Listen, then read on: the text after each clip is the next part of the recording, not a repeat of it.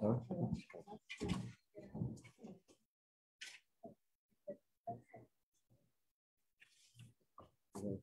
Morning, everyone. It's my understanding that you have learned all the halachas till Erev Yom Kippur, Erev Yom Kippur inclusive. Anyone?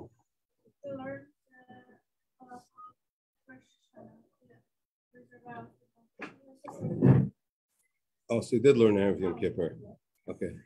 How far did you go? We talked about the meals beforehand. We talked about the cars. Okay. So you learned already about the meals as well. All right.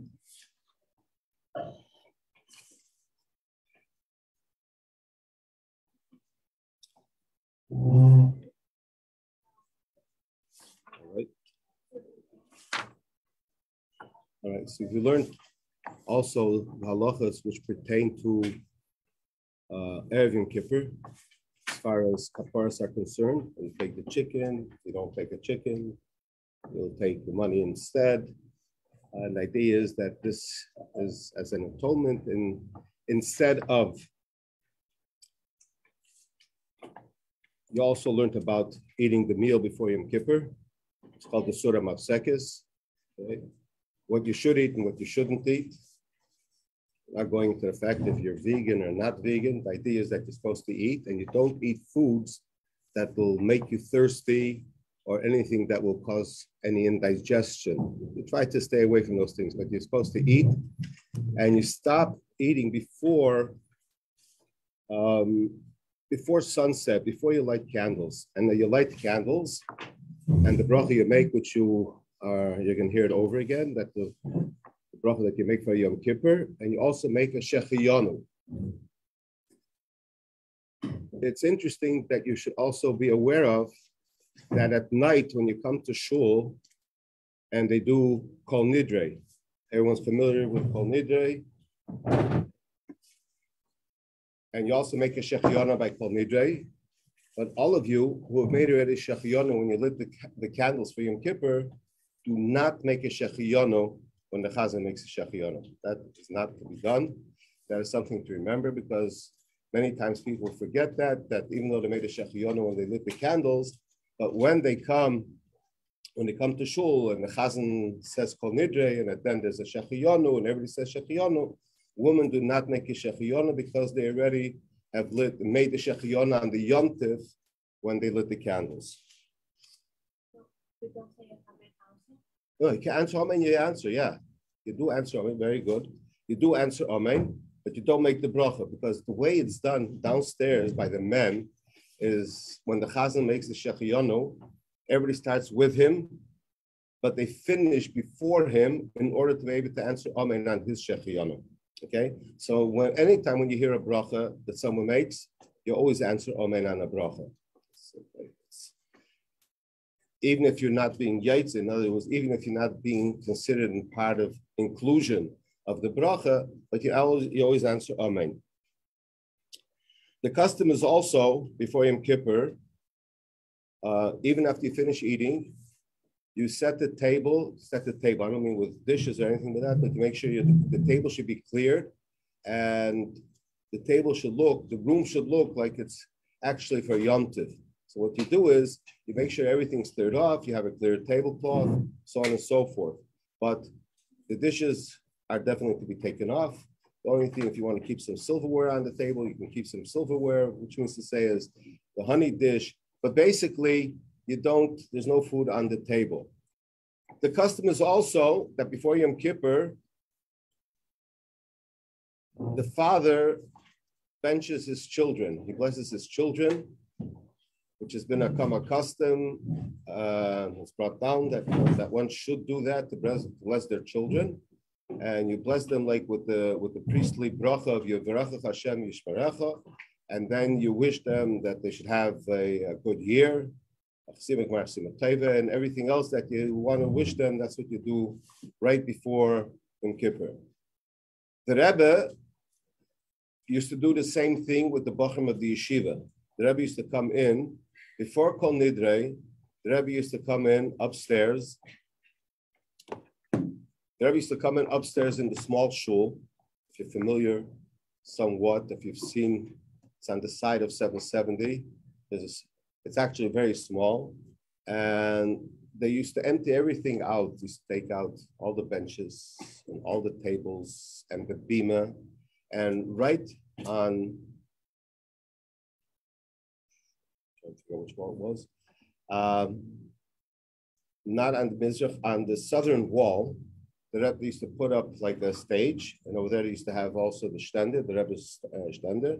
The Rebbe used to come in already dressed in his kittel and his talis, and he used to put the talis over his head, and he used to give a bracha for all the brachim in the yeshiva.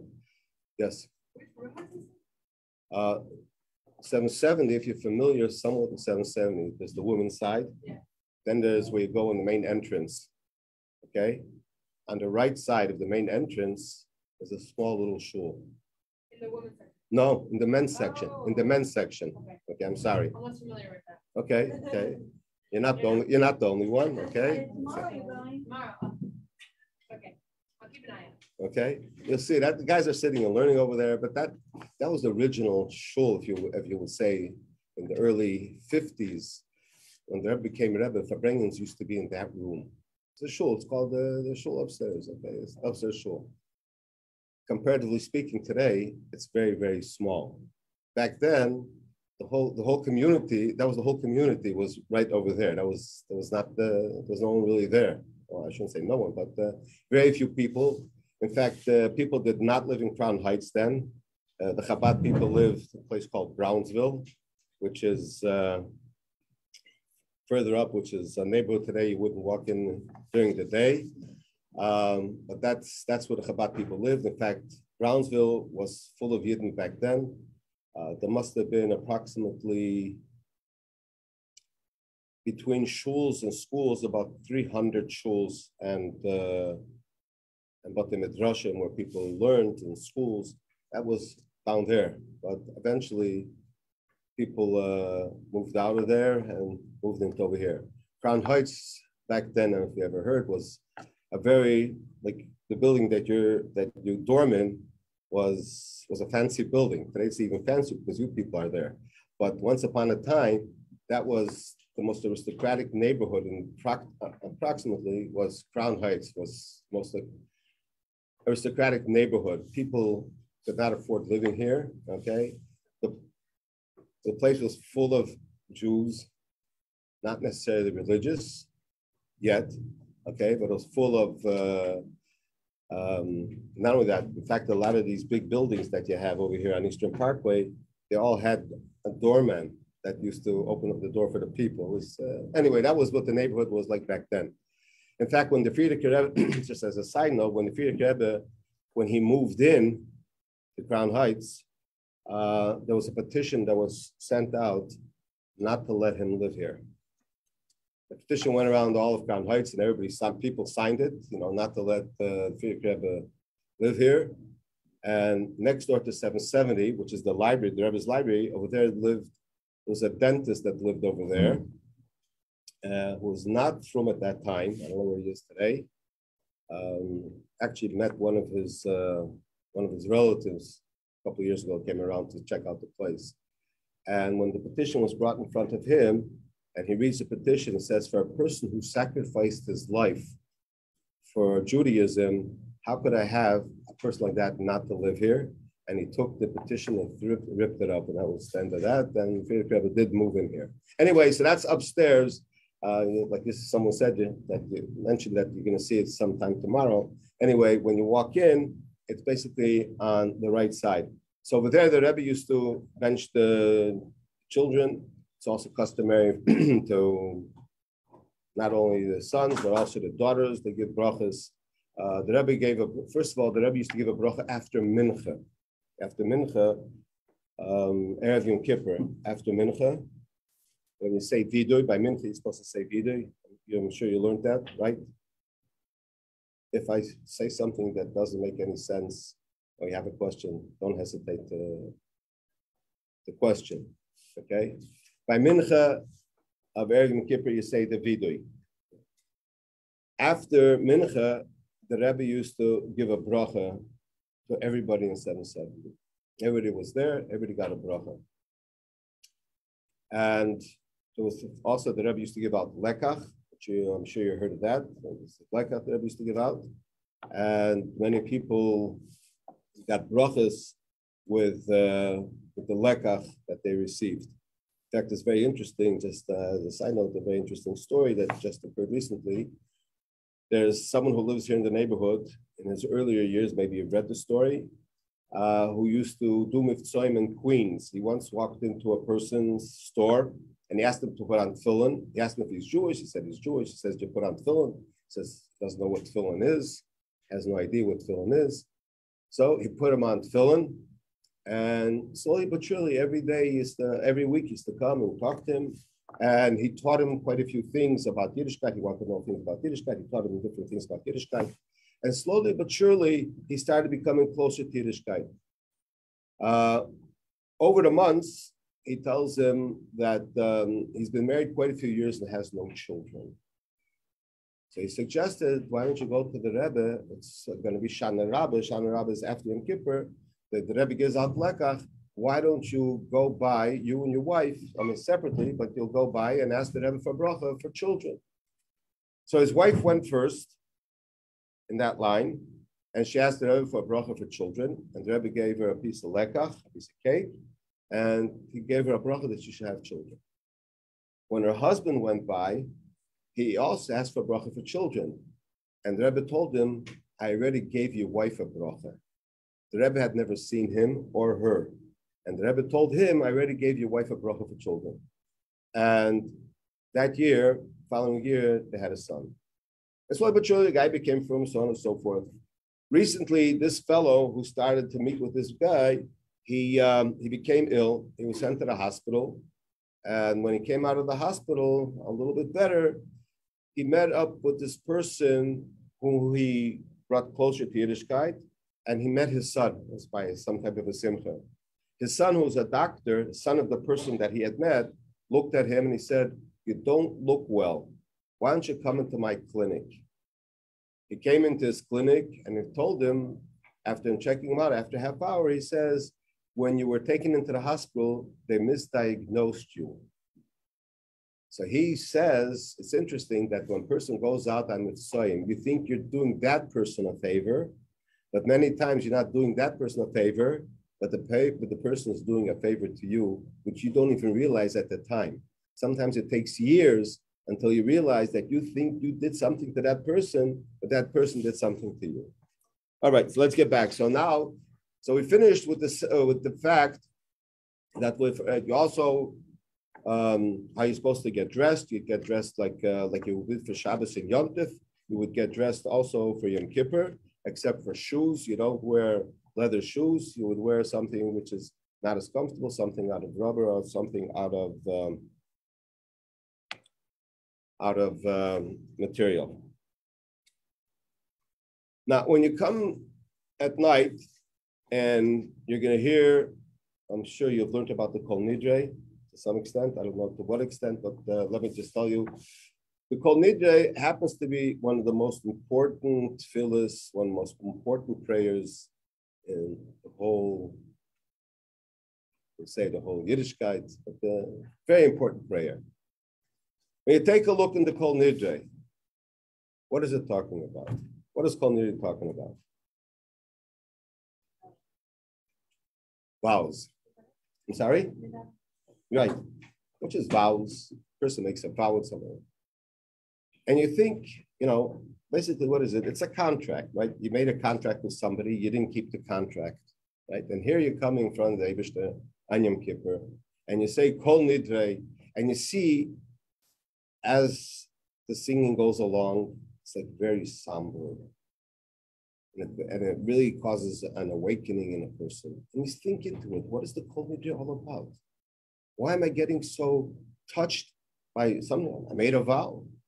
What are the vows? Vows are something that a person has to be very, very careful with. Very, very careful. You promise something to somebody, you must keep your promise. If a person doesn't keep their promise, there are unfortunate repercussions on it. And that's not a matter of trying to scare anybody. It's just a fact. Because the Torah says that a person has to be very careful. Sorry, the question? Okay. Person makes a promise to somebody, you have to keep it. That's why many people, when they tell somebody, I'm going to do it, they say, bli neder. What's bli neder? Without a vow. I'm not promising. I'm going to try to keep it. Not keep. First thing is, if you made a promise, keep it. The next thing is, try not to make promises. So try to stay away from making promises. Interestingly enough, the punishment that can come out from making a promise could be very, very severe, which we don't understand, or which we don't know. It's brought down in the Aruch that there was a guy, a young fellow, who was walking by at night, and he walks by a well, and he hears voices coming out of a well. And he looks inside, and he hears, and it sounds like there's a young girl that's in there, and she fell into the pit, and she must have fallen in. He had no idea. He hears sounds, and it's at night. It's not like today where you have lights, so on and so forth. And he hears these sounds, and he was afraid. Maybe it's a spirit, maybe it's some other type of thing. And she told him, no. She says, I'm a regular human being, and I was trying to take out water, and I fell in. By some means, he managed to pull her out. He pulled her out, and she was very happy that he saved her life. So she told him, they became like very attached. And she says, when we're going to get older, we'll make a pact, we'll get married. Years went by, guy got older, and she got older, and they forgot about it. Everybody forgot about it. He saved her life, that's fine and good, but the rest is all forgotten. Years later, he gets married. But before, one important thing, he says, they made the pact. So he says, who's going to be the witnesses that we made such a promise to each other that we're going to keep? So he said, there was a little weasel that walked by, some animal, and said, that's going to be one of the witnesses. And the pit will be another witness. And they agreed on the pact. After he got married, and he had children, and one child unfortunately got killed by an animal. The other child fell into a pit and drowned. So his wife tells him, it's very, very strange. You know, people pass away, there's different ways of passing away. But it's very strange that this is from an animal, and this is from a pit. And he starts thinking. And he says, yes, it is strange. I remember years ago, I saved the girl's life, and we made a promise that I'm going to marry her. And I forgot about that. So he told it to her. She understood what he said. They got divorced. And he went to find where is that girl whom he made that promise to that he's going to marry her. And he found her. They got married. They had children. Everyone survived. Why am I saying this? It's not just a story. There is the concept of when a person makes a neder, that they have to keep their neder. One of the things of what happened by Kol Nidre, in fact, when you say it, that in the Chazan says very quietly, Al Das HaMokem, in other words, he's asking Hashem, and he goes ahead and he continues that he's praying with the people, the sinners. You have to understand that during the Spanish Inquisition, when the Jews dressed up, the Marranos, they dressed up as Christians and they wore their crosses, but one thing they kept was coming Yom Kippur to shul. And when they came to Yom Kippur to shul, so even though they made a vow that they're going to belong to the church, but when they came to shul, they said, this is not what we want. We don't really want to belong to the church. And many of these people were later taken to Auto de Fe, where they were burnt. They were burnt. So people went to Kiddush Hashem to come to shul on Yom Kippur. So the people came. So that's what Kol Nidre is all about, is to annul. There's a difference of opinion how you're supposed to say which vows are you annulling and which ones you're not annulling. And basically, if a person makes a promise, for example, people promise, they pledge they're going to give charity, and then they don't give the charity. It's something you have to be very careful with. People who have pledged, there's people who have pledged money they're going to give. And unfortunately, were not able to make it. They went and they mortgaged their house in order to pay up the debts that they pledged. That's how important it is that when a person makes a promise, this is what they should keep. They have to keep their promise. Now, on Yom Kippur itself, we keep, there's also lighting a candle, light a candle in shul. I don't know what the girls do, if they do it in the dormitory. There's a 24-hour candle, a 26-hour candle that is also lit. And that is what's called a Ner Neshama. One who doesn't have parents also, or one of the parents are missing, lights yahrzeit candle. Now in shul, the way it is, the halacha brings down, is that you give the person who takes care of the shamash in the shul, you give him the candle that he should light it, and he should put it wherever he puts it. Reason given is because there's people that feel, and it's brought down in halacha, that if a person's candle goes out on Yom Kippur, it's not a good omen, not a good sign. So therefore, you don't know which candle goes out, which candle doesn't go out. That's why you give it to the shamus. You have to think always in the positive way. You give it to the shamus. He lights the candle, so he doesn't know whose candle. After you have hundreds of candles, you go in 770 downstairs. You literally have hundreds, if not more, candles that are burning over there. You don't even need any steam. That in itself gives off enough heat, and you don't know which candle is yours and which isn't. But basically, what you do is after Yom Kippur, you take a candle from those candles and you use that for Havdalah. Reason is because you have to use a candle, it's called Ner Sheshavas, a candle that rested, that was on a whole Yom Kippur. In other words, after Shabbos, when you make Havdalah, you strike a match and you light a candle to use for Havdalah. On Yom Kippur, after Yom Kippur, you're supposed to use a candle that was on the whole Yom Kippur. But Motzei Shabbos is different because Adam Rishon was the first one that he came across to ignite, and he rubbed two stones together, and that happened on Motzei Shabbos. So therefore, we strike a match. That's why we light a candle. But when it comes to Yom Kippur, you light a candle that you use for Havdalah, a candle that was been lit before. So you're also familiar with what you're not allowed to do on Yom Kippur. Yes? Yeah, how can we use the candle of the one that you said? I'm sorry? The candle. Ner Neshama. There's two candles. One lit and one that was lit between Rosh Hashanah and Yom Kippur, Shabbos Shuvah. It's called the Shuvah candle. Then there's a candle that you light for Yom Kippur. It's called the Ner Neshama. So how can we use that ner for Abdullah? It's not like a... Very good. You don't necessarily have to.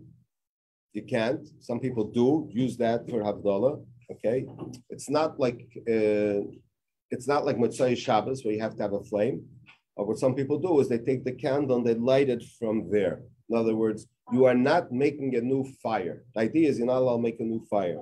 Okay, like Yontif. Yontif, you could turn up the flame from a stove, right? But you can't start a flame. Understand? So over here also, what you're doing is you're taking that flame from the candle. Okay, we're not using the candle itself. You could use the candle. Some people use the candle itself. That's what I said. It doesn't necessarily have to be a flame. Okay, but you could use that. It's also okay as long as you could see. Okay, on Yom Kippur itself, that you know the things which you're not allowed to do, no eating, no drinking. That's interesting, just as a note. If a woman is pregnant and she wants to eat, what do you do in such a case? Okay. Just an interesting note, that's all. What you're supposed to do, since it could be dangerous for her or for the fetus, so what you're supposed to do is you're supposed to whisper into her ear that today is Yom Kippur. And by whispering into her ear that today is Yom Kippur, that is supposed to cause that she should not want to eat. Now, what happens if that doesn't happen? If that doesn't work, then you have to ask a Rav what you're supposed to do, because there are people, for example, who are not healthy yet, that they have to eat on Yom Kippur. So there's a person's allowed to eat, but it has to be within a certain limit, or a certain amount, within a certain period of time. In other words, they can't sit down and eat a meal, but what they could do is they can have what's called less than the shir, pachas me'ashir, less than the amount what's considered eating. Some people say that eating in such a way is more painful than not eating. You can only eat a little bit and only have within a time frame of within 9 minutes. So it's little cups that you can put together some type of food. But hopefully everyone is well. But if not, you have to ask a Rav what you're supposed to do in such an instance. Okay, there's no washing. You're not allowed to wash. You're not allowed to use anointments. No lotions. When you wash in the morning, negel wasser. When you wash in the morning, you only wash up to your knuckles. You're not supposed to wash your whole hands completely. Okay, and then there's married people. There's no relationships, and as mentioned before, no eating, no drinking, no anointing, and all those things which are prohibited on Yom Kippur, which becomes permissible right after Yom Kippur. There's many times there's a break in between Musaf and Mincha. What could do during the break of between Musaf and Mincha? So, or if you feel that you need a rest, you take a rest, and if you feel that you have some things to learn to catch up in your learning, you do that as well. Now, what I forgot to mention before was probably what you learned, is that before Yom Kippur, you're supposed to ask forgiveness from anybody whom you offended. Anyone whom you've wronged, you're supposed to ask for forgiveness. And even though Yom Kippur, it says Yom Kippur is a kapara on all of the Avedas, but that only has to do with the transgressions between the human being and God. What has to do between one human being and another human being, Yom Kippur does not atone for. That's what a person has to do. And there's very tremendous discussions in the Gemara of the importance of asking forgiveness. And there were certain sages that were offended, but they put themselves in a position to go to the person who offended them, that they should realize that maybe that person did something wrong and they should ask for forgiveness. To that extent, they would go ahead and because Yom Kippur doesn't take care of things of that nature. That person has to take care of themselves.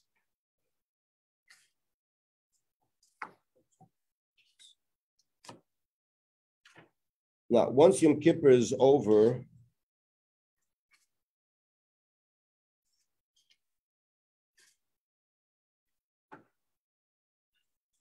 now it's also important that even before you start Kol Nidre, that you say the Vidui also again, which means that you say the Shamnu, so all those things that where one person might have transgressed, that's said before Yom Kippur, before Kol Nidre itself. Now, after davening on Yom Kippur at night, it's also customary to say the whole of Tehillim, or as much as one can. Not an easy feat, especially if you're fasting or just beginning of fasting. And you try to say as much Tehillim as you can. There's the 9 chapters which you'll find in Tehillim before Kol Nidre. There are the 9 chapters, as you know, up till now, that every day the Baal Shem Tov instituted that a person should say 3 chapters of Tehillim for every single day from the beginning of Elul, concluding the whole Tehillim by Yom Kippur. So there's 9 chapters which are said right before Kol Nidre, and then there's what you will say afterwards, after davening, besides saying the whole Tehillim, or at least as much as one can. That would basically. Yeah. And then where are the other? Okay, the rest. If you have a siddur, we'll take a look at the back of the siddur. It'll say like this: 9 is going to be after davening. during the day, okay, when you say till 9, and also after Ne'ilah, after the end of Yom Kippur davening. So over there you have in other words, on Yom Kippur, you have 36 chapters of Tehillim to finish off. Easy calculation. Up till now, it's at least an easy calculation. You know, today is Chav Gimel, so 3 times 23 is 69, right? So you know you have to say 69. Go backwards, 69, 68, and 67. I think that's what it is. The only time when it becomes a little more difficult once it's Rosh Hashanah. Rosh Hashanah start the first day. Okay, so just add another day, make it like it's 30.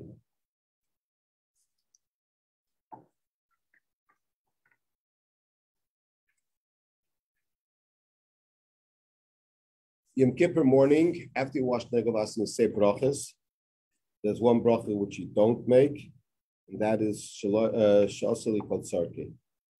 Bracha is not recited. Okay. Erev Yom Kippur, there's also Erev Yom Kippur, probably you learned that you don't say Mizmor L'Saida during Shachris. Okay, Mizmor L'Saida corresponds to the Korban Taida, the sacrifice that was brought every day. Being that the Erev Yom Kippur, they did not bring that sacrifice because that sacrifice could not be eaten on Yom Kippur. There's a certain amount of time at each sacrifice, how long you could eat it. And being that you couldn't eat it, so therefore you did not say Mizmor L'Saida, which also is not only then, but it's also Erev Pesach. You also don't say Mizmor L'Saida because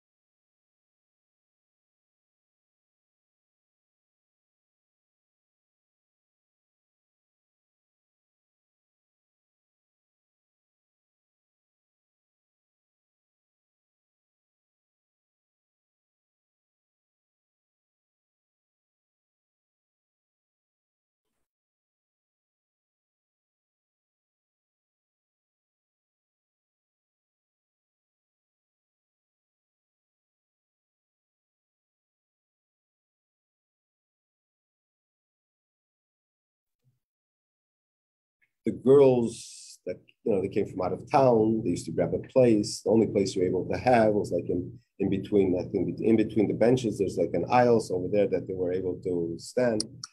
And girls used to be up a whole night and they used to take turns. I'm gonna go to sleep now, you take my place, come back in the morning. And that's the way it worked. It happened one Yom Kippur. 10 o'clock, the Rebbe didn't come into shul. You know the story? What?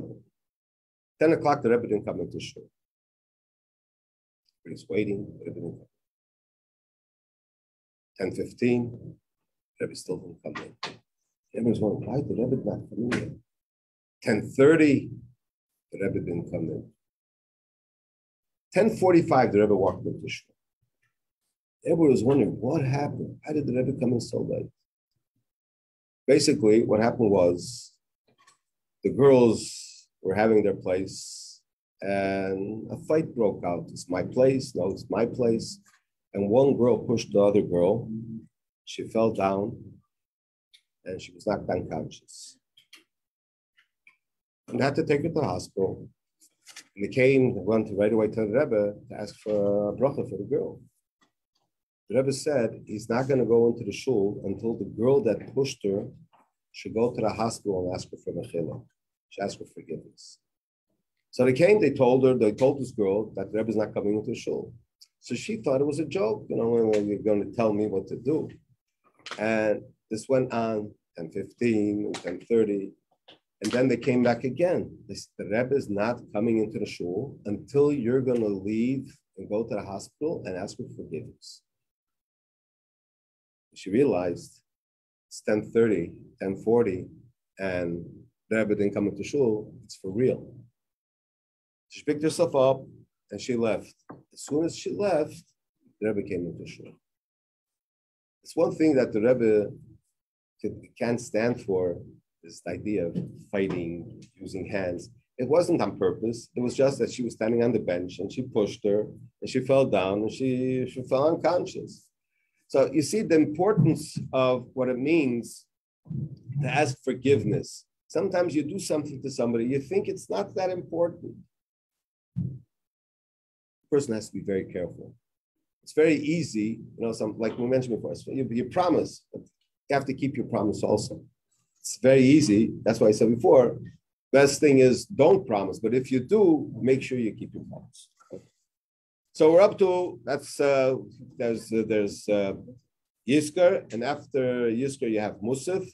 Musaf is happens to be a very, very long davening. The Musaf itself happens to be very long, and you have to be very patient. And if you have an English matzah, it's very helpful, not only for you, it's even for me, it's very helpful to look into it, and you see some commentaries. And the idea is that the idea of Yom Kippur is that the person should awaken themselves to do tshuva. And that's why the Kriyas HaTorah, the laning of the Torah, is also talks about something which is not necessarily so happy, about the passing of Aaron's two children. And the idea is, why do you mention, why is that the part of the Kriyas HaTorah? Because it should cause an awakening by the person to realize that here's an opportune time that a person should go ahead and do tshuva. That's why it's also, when you take a look in the Musaf davening, sometimes you come across things which doesn't make sense. You talk about the Asara Haruge Malchus, the 10 great people that were killed by the Romans.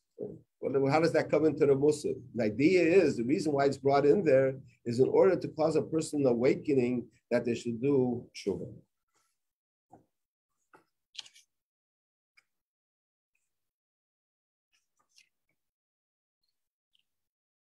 Okay, so when you finish Musaf,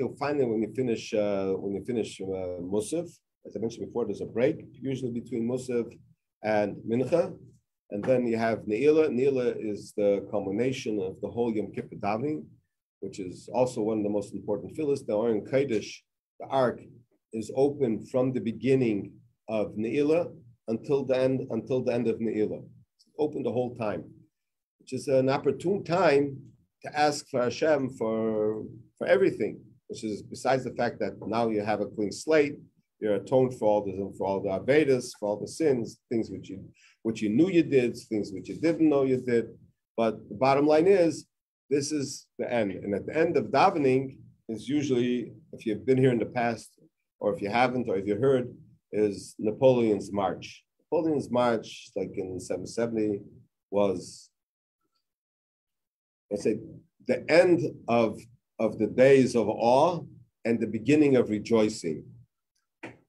The Rebbe used to sing Napoleon's March, and the Rebbe was at one point was very, very serious, and then the Rebbe used to become very, very, very lebedik, very lively.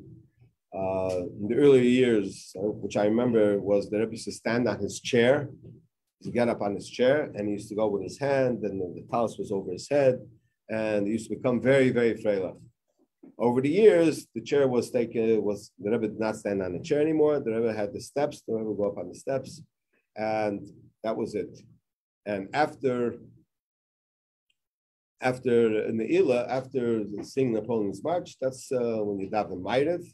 And after Ma'ariv, the Rebbe used to scream out to everybody, "Good Yontif," 3 times, Yontif, and everybody used to respond.